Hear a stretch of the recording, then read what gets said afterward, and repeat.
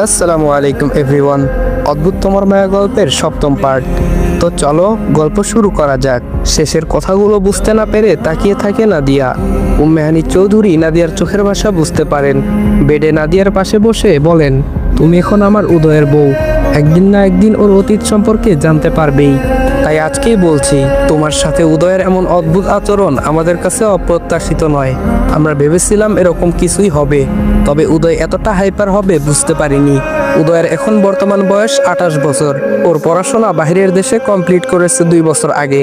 পড়াশোনা শেষ করে দেশে ফিরে বিজনেস জয়েন করেছিল। বিদেশে থাকা অবস্থায় ওর একটা মেয়ের সাথে প্রেমের সম্পর্ক গড়ে ওঠে। মেয়েটাও বাঙালি, ঢাকাতেই ওদের বাড়ি। উদয় আমাদের সকলের সাথে আগেই যারার পরিচয় করিয়েছিল। আমাদের সকলের যারাকে পছন্দ হয়, ছেলের পছন্দ, তাই আমরাও আর অমত করিনি। দেশে ফেরার পর ওদের বিয়ের কথাবার্তা চলতে থাকে। যারা অনেকবার এসেছিল আমাদের বাড়িতে, সব কিছুই ঠিকঠাক ছিল। উদয় আর যারার আনুষ্ঠানিকভাবে এঙ্গেজমেন্ট হয়, বিয়ের দিন তারিখ ঠিক হয়, বিয়ের শপিংও শুরু হয়। আমার উদয়টা খুশি ছিল, ওর মুখ থেকে কখনো হাসি সরতো না। ছোটবেলা থেকেই উদয় হাসি খুশি প্রাণ খোলা ছেলে। নিজেও হাসতো, সকলকেও হাসাতো। এই বাড়ির সবচেয়ে ছটফটে চঞ্চল দুরন্ত হাসি খুশি ছেলে ছিল উদয়। কিন্তু আজ ওর সে হাসি মিলিয়ে গেছে। সেদিন যারা উদয়ের সাথে লং ড্রাইভে যায়, যদিও উদয় যেতে চাইছিল না, যারা জোর করে নিয়ে গিয়েছিল। যারা ঘুরতে প্রচুর ভালোবাসে। বিকেলবেলা বাড়ি থেকে বেরিয়ে যায় দুজন। রাত 12টার পর যারাকে ওর বাড়িতে পৌঁছে দিয়ে উদয় আমাদের বাড়ির উদ্দেশ্যে রওনা হয়। মাঝ রাস্তায় একটা লরি দ্রুত গতিতে ছুটে এসে উদয়ের কারে ধাক্কা দেয়। দুটো প্রাইভেট কার আর লরির অ্যাক্সিডেন্ট হয়েছিল সে রাতে। আমার উদয় প্রাণে বেঁচে গেলেও অন্য কারের কপল স্পটেই মারা যায়। উদয়ের অবস্থা না বাঁচার মতোই ছিল। ডক্টর প্রায় আশাই ছেড়ে দিয়েছিলেন। উদয়ের ডান পায়ের হাড় 3 জায়গায় ভেঙে গিয়েছিল, ডান হাতের হাড় 2 জায়গায়, বাম পা হাঁটুর নিচে ভেঙে গিয়েছিল, ডান সাইডের পাঁজরের 2টো হাড় ভেঙে গিয়েছিল। শুধু বাম হাতটা ভালো ছিল। মাথায় বা মস্তিষ্কে আঘাত লাগেনি, যার কারণে বাঁচার বিন্দুমাত্র আশা তখনও ছিল। উন্নত চিকিৎসার জন্য দেশের বাইরে পাঠিয়ে দেওয়া হয়েছিল। সেখানে টানা 1 মাসের চিকিৎসায় উদয় একটু রিকভার হয়। 2 মাসের চিকিৎসায় বেশ সুস্থ হয়ে ওঠে। কিন্তু ডাক্তার সাফ জানিয়ে দিয়েছিল উদয় কোনোদিন স্বাভাবিকভাবে হাঁটতে চলতে পারবে না। খুব বাজেভাবে ওর দেহের ডান পাশের হাড়গুলো ইনজুরি হয়েছে। সারা জীবন স্টিক নিয়ে চলাফেরা করতে হবে। ওই সময় উদয়ের যার সাপোর্ট সবচেয়ে বেশি প্রয়োজন ছিল, সেই সময়টাতে সেই মানুষটাকে ছেড়ে চলে যায় সারা জীবনের জন্য। কারণ উদয় স্বাভাবিক নয়, আর কোনোদিন স্বাভাবিক হবে না। অফিসের সিইও থাকবে না, আর নিজেও সেরকম কিছু করতে পারবে না। ব্যাংক ব্যালেন্স কমে যাবে। এরকম ছেলের সাথে যারা কিছুতেই থাকবে না। যারা উদয়কে ভালোবেসেছিল ওর হ্যান্ডসামনেস দেখে, ওর ব্রাইট ফিউচার দেখে, তখন তো উদয়ের আর ব্রাইট ফিউচার নেই। যারা ওকে ছেড়ে চলে যাওয়ার পর উদয় স্ট্রোক করে, ওর ডান সাইড প্রায় অচল হয়ে যায়। যারা কিছুদিন পরেই ধুমধাম করে অন্য এক ছেলেকে বিয়ে করে। একটু থামেন উম্মেহানি চৌধুরী। চোখের কোণে জমে থাকা পানি মুছে নেয় হাত দিয়ে। বড় করে শ্বাস নিয়ে আবার বলতে শুরু করে, যার কারণে উদয়ের আজ এই অবস্থা। সে মেয়ে আজ সুখে আছে, ভালো আছে। শুধু ভালো নেই আমার ছেলেটা। সেদিন যারা যদি জোর করে উদয়কে না নিয়ে যেত, তাহলে হয়তো এমন কিছু ঘটতো না। যারা যদি উদয়কে ছেড়ে না যেত, তাহলে আজ আমার ছেলেটা এভাবে বেডে পড়ে থাকতো না। সেদিন স্ট্রোক না করলে আজকে হয়তো উদয়ের হাঁটার জন্য শুধু স্টিক হলেই চলতো। কিন্তু স্ট্রোক করার কারণে প্যারালাইজড হয়ে গিয়েছিল, যার কারণে অন্য কারো সাহায্য ছাড়া কিছুই করতে পারে না এখন। ওর এই অবস্থা আমরা মেনে নিলেও উদয় নিজে মানতে পারেনি। নিজের এই অক্ষমতা, অন্যের উপর নির্ভরশীল হয়ে বাঁচা, এই সব কিছু উদয় মেনে নিতে পারেনি। তাই দুইবার সুইসাইড করার চেষ্টা করেছে। তবে ভাগ্যক্রমে 2বার ওকে বাঁচাতে সক্ষম হয়েছে ডক্টর। আবার কবে এরকম কিছু করে বসে সেই ভয় কুরে কুরে খায় আমাদের। উদয় এখন হাসে না, কথাও বলে না, নিজের সামনে কারো উপস্থিতি পছন্দ করে না। আস্তে আস্তে বদরাগী খিটখিটে মেজাজের হয়ে গেছে। অল্পতেই রেগে যায়। ওর সাথে কথা বলার জন্য, কষ্ট কমানোর জন্য একজন সঙ্গীর প্রয়োজন ছিল, যেটা আমাদের কাউকে দিয়ে হবে না। তাই আমরা ওকে বিয়ে করানোর কথা বলি। বিয়ের কথা শুনতেই গর্জন করে উঠেছিল। বিয়ে করবে না। যারা নিজে উদয়কে প্রপোজ করেছিল, উদয় বলতে পাগল ছিল। সারাদিন উদয় উদয় করত। যেখানে সে যারা ওকে এত ভালোবেসেও ছেড়ে গেছে, সেখানে অন্য মেয়েকে বিশ্বাস করে না আর। উদয়ের ধারণা সব মেয়েরাই যারার মতো। যারা যেমন উপরে উপরে ভালোবেসেছে, মন থেকে না, উদয়ের ধারণা সব মেয়েই এমন উপরে উপরে ভালোবাসে, মন থেকে না। উদয় ভাবে সব মেয়েই টাকার লোভী। এখন ওর সবচেয়ে বড় ধারণা, কোনো মেয়ে ওকে যদি বিয়ে করে, নিশ্চয়ই ও টাকা দেখে বিয়ে করবে, নয়তো ওর অবস্থা দেখে দয়া করে করুণা করে। ওর এই অবস্থা দেখে কেউ ভালোবেসে বিয়ে করবে না। আর বিয়েতে রাজি না হওয়ার বড় কারণ হলো উদয় এখন কোনো মেয়েকেই দেখতে পারে না। অনেক বোঝানোর পর, ইমোশনাল কথা বলার পর কোনো রকমে রাজি করানো যায়। আমরা তোমার মতোই একটা মেয়ে খুঁজছিলাম, ভাগ্যক্রমে অল্প দিনে তোমার খোঁজ পেয়ে যাই ঘটকের মাধ্যমে। এখন উদয় যাই বলুক, যেমন আচরণই করুক, ও কখনো তোমাকে আঘাত করবে না। আর তুমি উদয়ের কথা শুনে একদম ভয় পাবে না, নিজের অধিকার ছাড়বে না। নিজের অধিকার নিজেকেই আদায় করতে হবে, দুর্বল হলে চলবে না। দুর্বলদের উপর বরাবরই সবাই অন্যায় করে, তাই তুমি দুর্বল হবে না।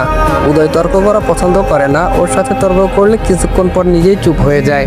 উদয় এখন নীরবতা পছন্দ করে। উদয় তোমাকে রুম থেকে বেরিয়ে আসতে বললে আসবে না। আজকে যেভাবে দাঁড়িয়েছিলে সেভাবেই দাঁড়িয়ে থাকবে, পারলে ওর গা ঘেঁষে বসে থাকবে।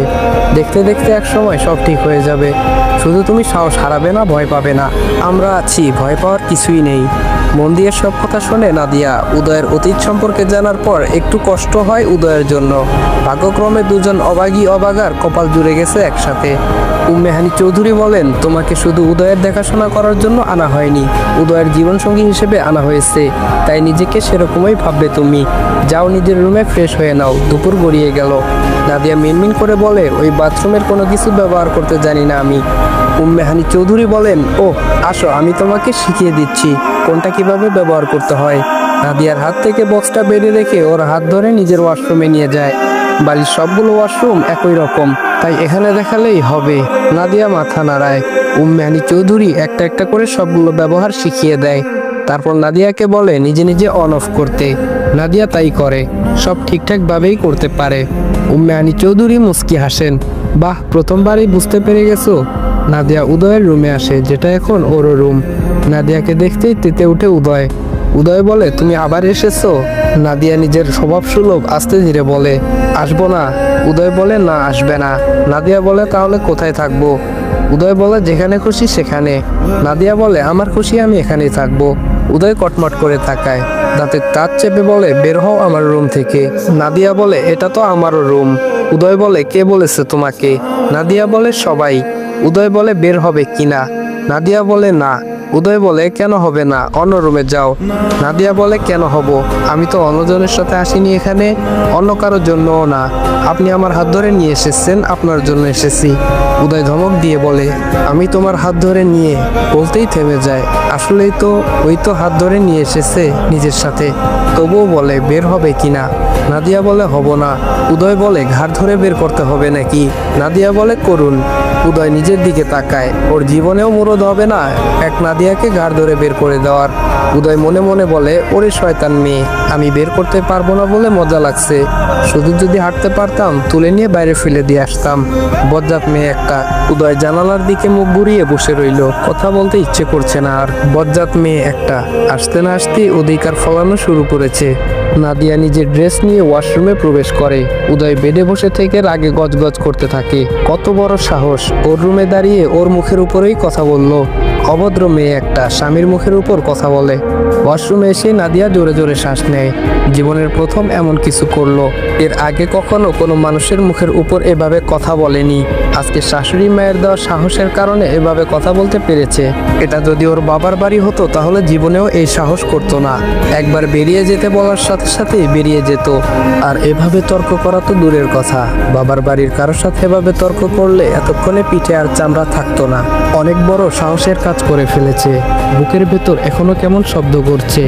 উদয় যদি ভালোভাবে নাদিয়ার দিকে খেয়াল করতো তাহলে দেখতে পেত ওর সাথে তর্ক করার সময় নাদিয়ার হাত পা কেমন কাঁপছিল। নাদিয়া শাওয়ার নিয়ে ফ্রেশ হয়ে বেরিয়ে আসে। উদয় তখন বেডে পা ঝুলিয়ে বসে আছে। নাদিয়ার দিকে তাকায় না, তাকাবে না এই বজ্জাত মেয়ের দিকে। নাদিয়া হাতে থাকা স্বর্ণের জুয়েলারিগুলো ড্রেসিং টেবিলের উপর রাখে। ওয়াশরুমে যাওয়ার সময় তাড়াহুড়োর কারণে খুলতে ভুলে গিয়েছিল। ভেজা ব্লাউজ পেটিকোট বেলকনিতে মেলে দিতে চলে যায়। উদয় নিজের হাত পায়ের দিকে তাকায়, নাড়াচাড়া করে। বাম হাতটা সম্পূর্ণ ঠিক আছে, কোনো সমস্যা নেই, কিন্তু বাকি 3 হাত পায়ে সমস্যা। ডান পাটা পায়ে পুরোপুরি অবশ, একটু নাড়াচাড়া করতে পারলেও পায়ের শক্তি প্রয়োগ করে দাঁড়াতে পারে না। বাম পাটা আগের চেয়ে অনেকটা রিকভার হয়েছে, তবে 2 পায়ের সাপোর্ট ছাড়া দাঁড়াতে পারে না। ডান হাতটা উঁচু করে, হাতটা নাড়াচাড়া করতে পারলেও হাতের আঙ্গুলগুলো কাজ করে না, কেমন কুঁকড়ে থাকে। কিছু করতে গেলে বা ধরতে গেলে আর পারে না। সব শক্তি প্রয়োগ করেও ডান হাত দিয়ে একটা চামচ ধরতে পারে না। হাত নড়াচড়া করলেও আঙ্গুলগুলো নাড়াতে পারে না। মাঝে মধ্যে ইচ্ছে করে ডান হাত পা কেটে ফেলতে। এমন অক্ষম হাত পা বয়ে বেড়ানোর কোনো মানে হয় না। যে হাতে খাবার খেতে পারবে না, যে পায়ে ভর করে দাঁড়াতে পারবে না, সে হাত পা রেখে লাভ কি?